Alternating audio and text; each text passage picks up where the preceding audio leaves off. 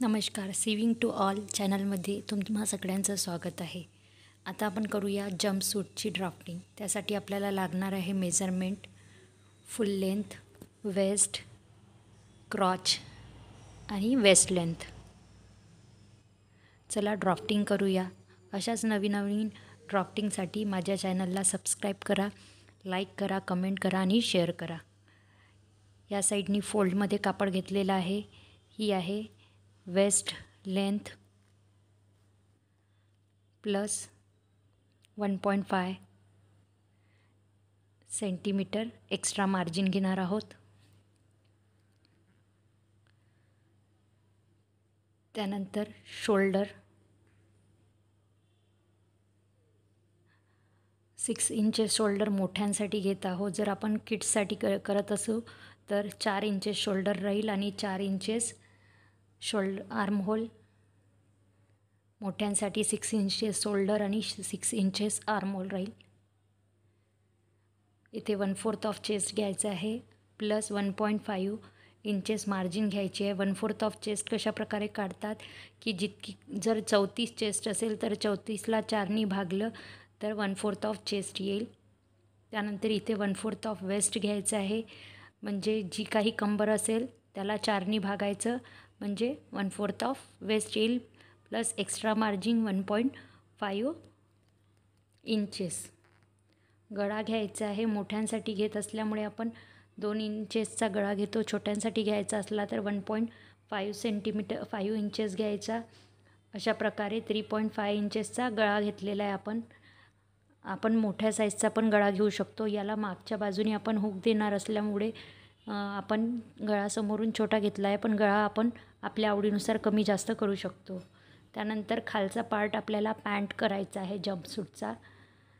त्याच्यासाठी आपल्याला हाफसुद्धा फोल्डमध्ये कापड घ्यायचं आहे आणि याला फुल लेंथ मायनस वेस्ट लेंथवरची जी बॉडी आपण काढलेली आहे त्याचा जो मेजरमेंट असेल तो मायनस करायचा आहे. समजा जर फुल लेंथ 29 असेल तर 29 मायनस वरची जी बॉडी आहे जी ती 13 इंचेस असेल तर मायनस 13 इंचेस असं करून जे येईल ते इथे लावायचं आहे.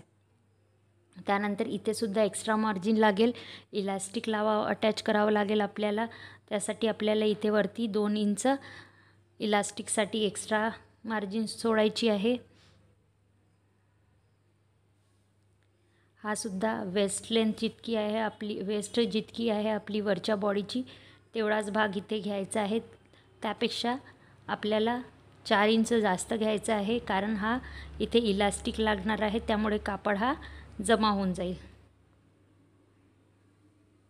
त्यानंतर खालच्या बाजूला आपल्याला क्रॉच लेंथ घ्यायची आहे. ते डिपेंड करतं की हा जंपसूट कुणासाठी आहे. छोट्या मुलांसाठी असेल तर कमी लागेल आणि मोठ्यांसाठी असेल तर क्रॉच लेंथ आपल्याला 11 ते 12 इंच लागेल. आणि मग वेस्ट लेंथ जेवढी आहे तेवढा वर मार्जिन घेऊन 2.5 इंचेस एक्स्ट्रा घेतलेला आहे आणि इथे क्रॉचचा शेप असा देऊन दिलेला आहे. त्यानंतर खालच्या बाजूला बॉटम, जर आपला पॅन्ट लॉंग घेत असेल आपण तर लांब जाऊन बॉटम कमी येणार आणि जर शॉर्ट असेल तर थोडी मोठी बॉटम दिसेल.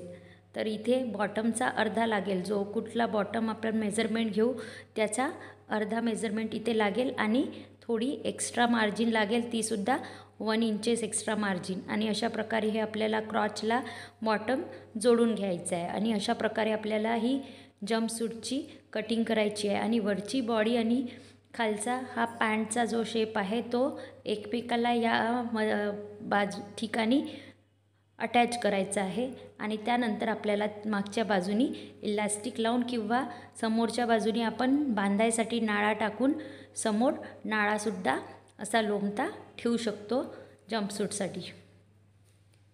अतिशय सिंपल पद्धतीने मी हे जंपसूट तुम्हाला समजावून सांगितलेलं आहे. यात खूप जास्त